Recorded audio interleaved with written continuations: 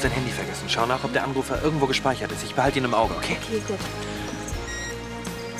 Verdammt.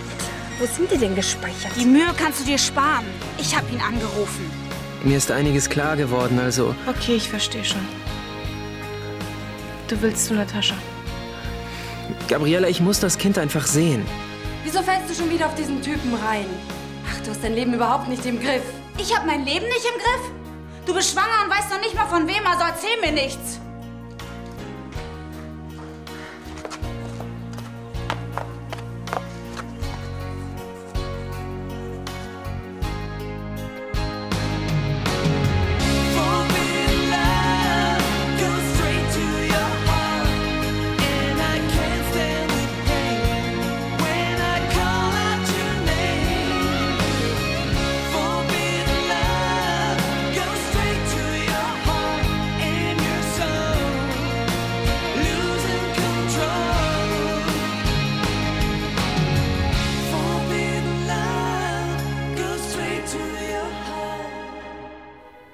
Gabriela, ich muss endlich wissen, ob ich der Vater bin oder nicht. Ich verstehe schon. Jetzt, wo die Kleine auf der Welt ist, da können wir ohne Probleme einen Vaterschaftstest machen. Gabriela, ich will endlich Gewissheit haben. Aber du hast doch gesagt, dass es besser ist, wenn du nicht hinfährst. Für uns alle. Schon. Aber ich wollte auch erst mal darüber nachdenken. Und das habe ich jetzt. Hast du schon gepackt? Nee, noch nicht. Ich muss auch erst noch mal in die Kneipe Bescheid sagen. Kommst du vorher noch mal vorbei? Ich war doch nicht los, ohne mich von dir zu verabschieden. Okay. Ich muss erst mal diesen Fummel hier ausziehen. Du gehst auch nicht mehr auf die Party? Nein. Die Stimmung ist mir vergangen.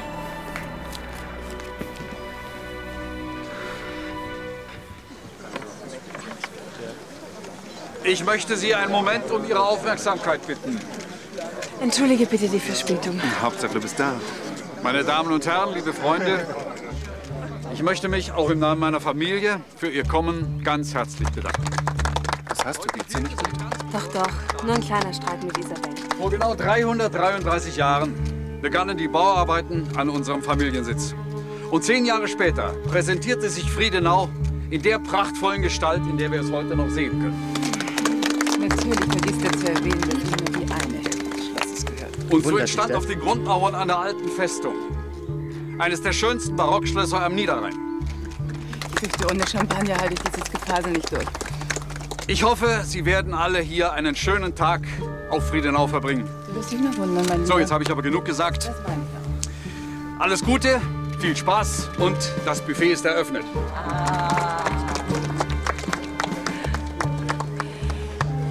Du entschuldigst mich kurz? Aber natürlich.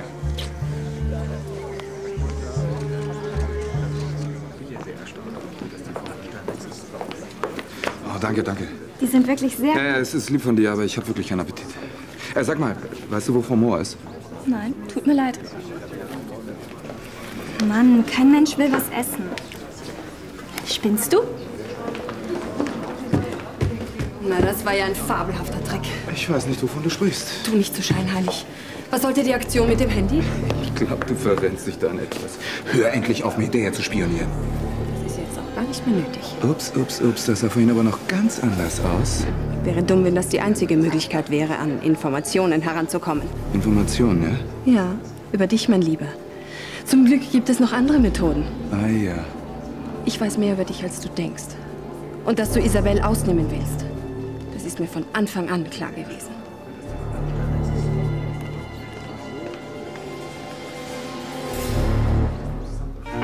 Das ist wirklich eine außergewöhnlich amüsante Geschichte, Baron. Aber das Beste kommt erst. Ah, Max! Ach, es tut mir so leid. Ich könnte Ihnen noch stundenlang zuhören, aber da kommt gerade ein guter Freund, den ich schon seit Jahren nicht mehr gesehen habe. Sie entschuldigen mich bitte. Du kommst genau im richtigen Moment. Der Baron ist gefürchtet für seine langweiligen Monologe. Es gibt aber auch ein paar ganz interessante Gäste hier. Weißt du, ich kenne die meisten Gäste hier und ich weiß Dinge über sie. Wie meinst du das? Leider haben sie alle Leichen im Keller. Ach, und deswegen strahlst du hier mit der Sonne um die Wette? Warum auch nicht? Es ist ein wunderschöner Tag. Du bist nicht unbedingt ein gern gesehener Gast hier auf Friedenau. Ach, Christoph und Henning können wir auch nichts mehr anhaben. Es ist bewundernswert, wie souverän du hier auftrittst. Man könnte meinen, dass es dein Fest ist und nicht das der von Anstettens. Ja, die von Anstetten. Über diese Sippe weiß ich auch Dinge, die mich sehr amüsieren. Ist das der Grund für deine gute Laune? Vielleicht. So. Danke. Herr Jonas. Hey, was machst denn du hier? Ich dachte, du bist auf dem Sommerfest. Ja, ich hab's mir anders überlegt. Und Gabriele? Die war jetzt auch nicht mehr so in der Stimmung. Ich dachte, ihr hattet richtig Bock auf die Party. Ich habe gesagt, dass ich nach Amsterdam fahre. Auf einmal? Dich Natascha überredet? Nein, es geht nicht um Natascha. Aber noch länger hier rumzusitzen und nicht zu wissen, ob ich der Vater bin oder nicht, das macht mich einfach verrückt. Und wenn du es bist? Willst du dann bei dem Kind bleiben oder es hierher holen? Quatsch. Wenn der Test positiv ausfallen sollte, dann müssen wir mal sehen, wie es weitergeht. Ja, aber Moment mal. Ich meine, Gabriella war doch bestimmt nicht begeistert über die Situation. Ja, du hast schon recht. Ach, versetz dich mal in ihre Lage. Ich meine, fährst du eine Frau, mit der du mal was hattest? Bist vielleicht der Vater ihres Kindes? Ich will zu dem Kind stehen und Natascha nicht hängen lassen. Hugo, ich meine bloß, du kannst froh sein, dass du mit Gabriella zusammen bist. Ich kenne Mädels, die würden da ganz anders reagieren. Ja, ich weiß. Und dass Gabriella das so locker sieht, das bewundere ich auch sehr. Ich weiß, ich hätte keine Andeutungen machen dürfen, aber ich konnte mich nicht beherrschen. Sebastian provoziert mich jedes Mal aufs Neue. Ja, er hat aber auch eine Art an sich, da könnte ich auch jedes Mal ausrasten. Wem sagst du das? Jetzt weiß er natürlich, dass wir an ihm dran sind. Meinst du, er ahnt, dass wir schon Beweise gefunden haben? Selbst wenn, Caroline, ändern können wir es jetzt nicht mehr. Du lässt am besten in Zukunft die Finger von ihm. Aber wir brauchen noch mehr Beweise, sonst können wir ihm nie das Handwerk legen. Ich will auch, dass Isabel endlich versteht, was Sebastian für ein Schwein ist. Deshalb wäre es gut, wenn ich ihn weiterhin auf Friedenau im Auge behalte, oder? Nein, das wird langsam zu gefährlich. Ich mache das jetzt allein. Na gut, wie du meinst. Ich muss jetzt zurück in den Park. Die Gesellschaft wartet schon auf mich.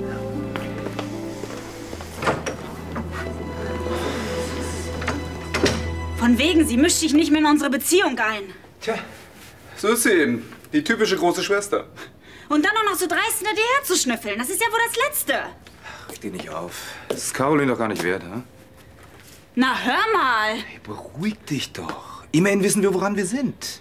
Caroline macht uns nichts mehr vor. Nein, das nicht. Aber trotzdem, mir reicht's und zwar endgültig. Wieso? Was hast du denn vor? Ganz einfach. Raus. Weg von Friedenau. Da muss ich mich wenigstens nicht mehr über sie ärgern. Hey, Moment mal. Nur weil Caroline ein bisschen herumspinnt, musst du doch nicht gleich vor ihr flüchten, oder? Was soll ich überhaupt hier? Ich bin schließlich nicht mit Henning verheiratet. Wir können uns doch woanders auch was zusammensuchen. Ja, klar, logisch, aber so schön wie hier ist es nirgends. Schön? Ja, wenn Caroline nicht hier wohnen würde. Ja. Hör mal, das Schloss ist groß genug für uns alle. Wir können ihr locker aus dem Weg gehen. Wir schon. Aber was ist, wenn sie dir weiter hinterher schnüffelt? Nachdem wir sie erwischt haben? Der ist die Sache doch super peinlich. Wenn Caroline sich was in den Kopf gesetzt hat. Sie hat mich früher immer schon bevormundet. Und du bist ihr nach wie vor ein Dorn im Auge. Ich glaube gar nicht, dass das alles von ihr ausgeht. Marc steckt hinter allem. Selbst wenn es so wäre. Warum macht denn Caroline mal sowas mit? Nee. Das hört alles erst auf, wenn wir von ihr weg sind. Hey, vergiss doch mal Caroline. Ich verstehe überhaupt nicht, wie du so cool bleiben kannst. Marc ist an allem schuld, da bin ich mir ganz sicher. Ich traue dem Kerl nicht über den Weg. Trotzdem. Am liebsten würde ich Friedenau verlassen. Damit er sich freut, oder wie? Nee. Den Gefallen sollten wir ihm nur wirklich nicht tun. Hey. Das ist genau die richtige Location für so ein Fest. Da könnte man ja halb Düsseldorf einladen. Platz genug haben wir wirklich. Jula hat bisher in eher, wie soll ich sagen, bescheidenen Verhältnissen gelebt. Was für ein ausgesprochen schönes Sommerfest. Bestimmt das Schönste seit 333 Jahren. Vielleicht sollte ich auch mal wieder eine Party geben. Ich wüsste nicht, wer zu deiner Party kommen sollte. Du und Caroline zum Beispiel. Ihr werdet doch nicht müde, euer Glück in der Öffentlichkeit zu demonstrieren. Wir demonstrieren gar nichts. Wir sind nämlich glücklich. Und genau deshalb würde ich euch auch einladen, zu jeder Party. So ein hübsches Paar ist doch eine Zierde für jedes Fest. Clarissa, war's das? Ich wünsche dir viel Spaß. Den habe ich schon. Kannst du mir mal verraten, was das für ein Auftritt war? Meine Stiefmutter in ihrem Element. Was ich nur merkwürdig finde, ist, sie scheint wirklich gute Laune zu haben. Ich fand die eher zickig. Ich verstehe es bloß nicht. Christoph und du, ihr habt doch dafür gesorgt, dass Clarissa nicht mehr sich von Anstetten nennen darf. Was auch langsam Zeit wurde. Ja, aber gerade gestern auf Friedenau hat sie sich vor der gesamten Presse blamiert. Und heute läuft sie schon wieder rum wie ein Honigkuchenpferd. Vielleicht ist sie die perfekte Verdrängungskünstlerin. Nein, du kennst sie nicht. Da kommt Caroline. Caroline, wir sind hier. Sag mal, hast du Isabel irgendwo gesehen? Nein, ich habe doch nur Augen für dich. Sag mal, sieht sie nicht einfach umwerfend aus? Da könnte ich auch schwach werden. Hey! Ach, Nina, ich bin wieder so glücklich. Und Clarissa kann uns diesen Tag auch nicht verderben. Dein Wort in Gottes Ohr. Was meinst du? Nichts. Ich hab dich einfach nur lieb. Fertig? Ja, Du hast doch nichts vergessen?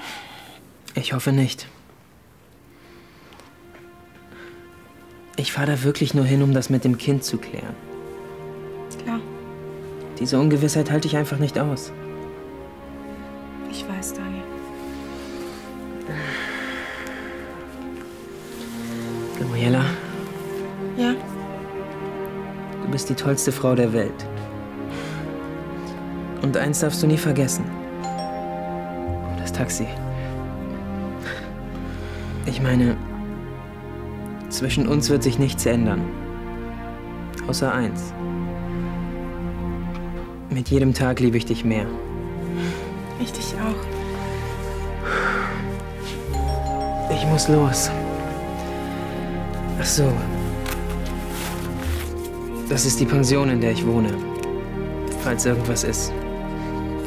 Aber ich rufe dich eh an. Tschüss.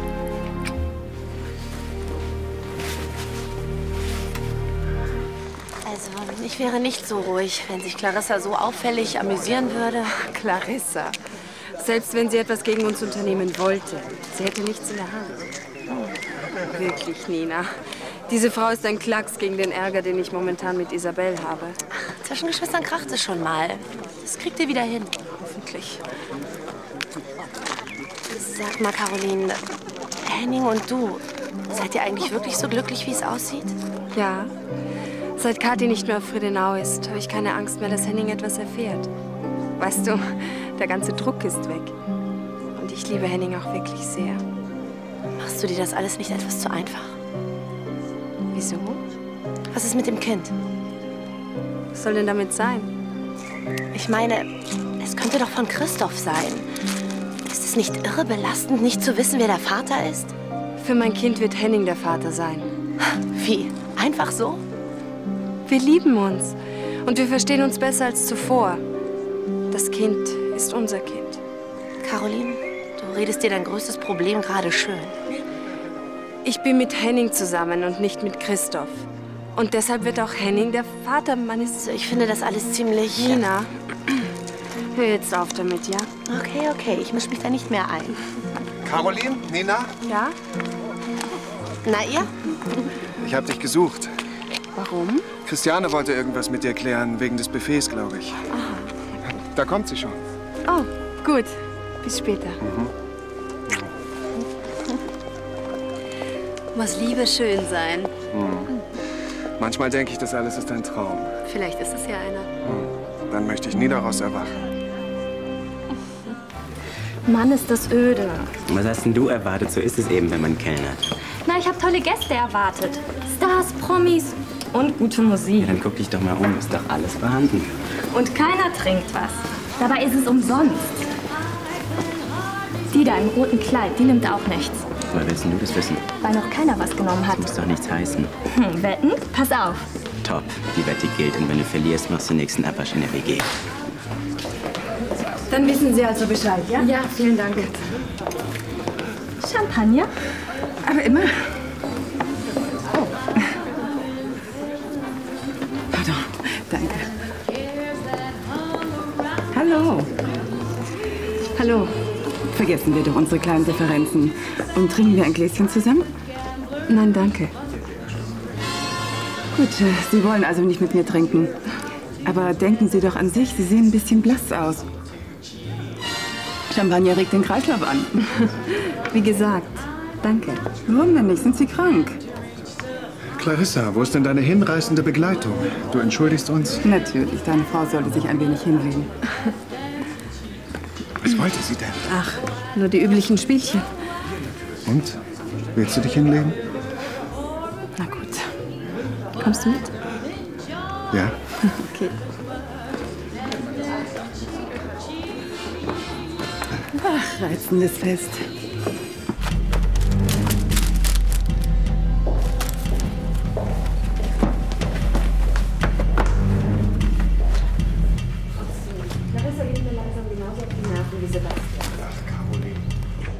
Lass dich doch von ihr nicht provozieren. Ignoriere sie einfach. Wie denn bitte?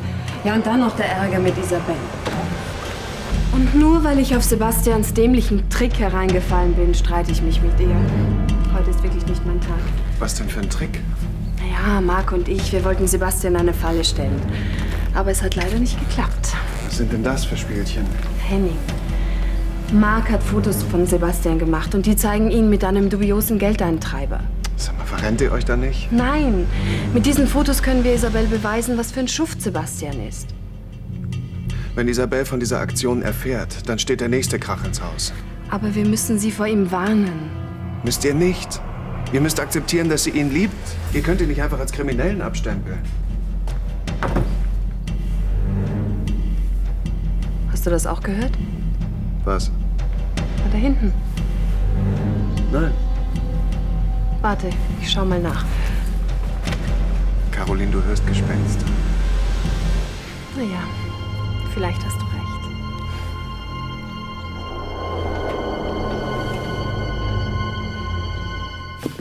Jonas, ich habe keine Lust zu kochen. Mir geht die Sache mit Natascha und Daniel nicht aus dem Kopf. Also ich habe einfach Angst, dass er die ganze Zeit an das Kind denkt und sich danach sehnt. Und dass sich zwischen uns irgendwas verändert. Hast du das schon Daniel gesagt? Sonst wäre er wahrscheinlich nicht gefahren. Die Situation ist jetzt schon schwer genug. Gabriela, Natascha interessiert ihn nicht, nur das Kind. Aber das muss er jetzt erst mal rausbekommen, ob das überhaupt von ihm ist. Ich weiß. Und was ist, wenn ja? Was ist dann? Was soll denn sein? Nichts. Daniel bleibt hier. Er sieht vielleicht das Kind ab und zu, aber das hat nichts mit dir zu tun. Daniel liebt dich. Er will mit dir zusammen sein. Naja, vielleicht hast du recht und ich mache mich einfach zu verrückt.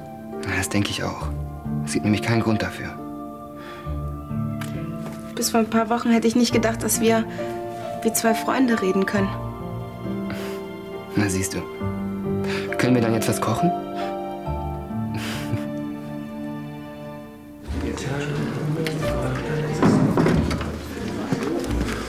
Hallo Marc, wohin so eilig? Zurück in den Park. Und Sie? Ich möchte mich ein bisschen frisch machen. Sie entschuldigen? Frau Schneider?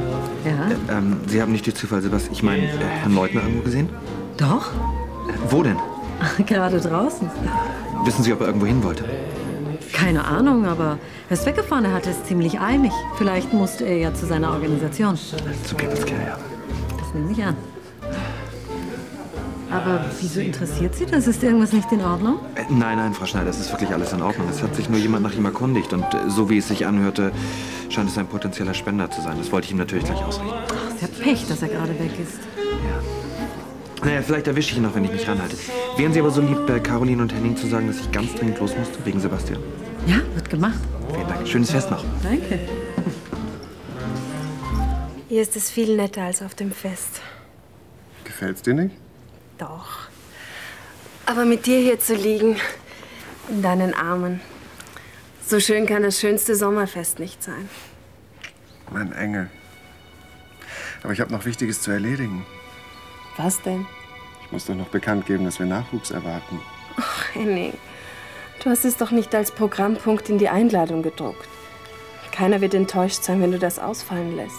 Doch, ich will, dass es die ganze Welt erfährt. Und außerdem fragen sich unsere Gäste bestimmt schon, wo wir bleiben. Ach, da unten ist so viel los, da vermisst uns sicher niemand. Lass uns hier bleiben. Caroline. Es reicht doch, wenn wir und die Familie es wissen. Ich will, dass es jeder weiß.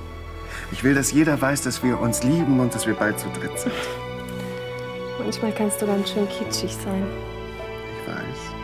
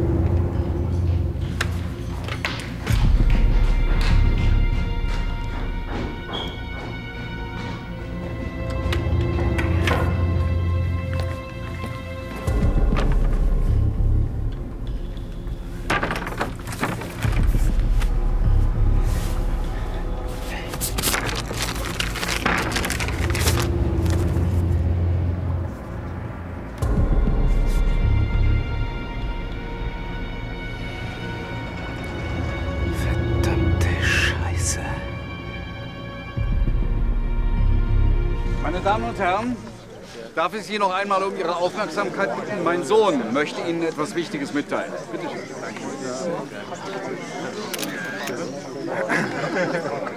Verehrte Gäste, liebe Freunde, Sie alle kennen den Anlass unseres Festes, 333 Jahre Friedenau.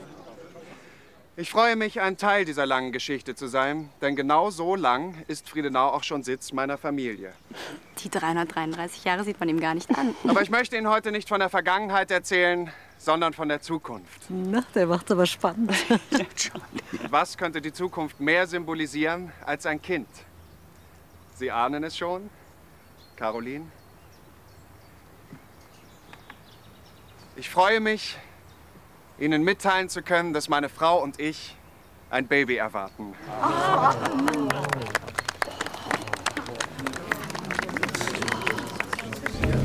Pardon. Einen Moment, bitte.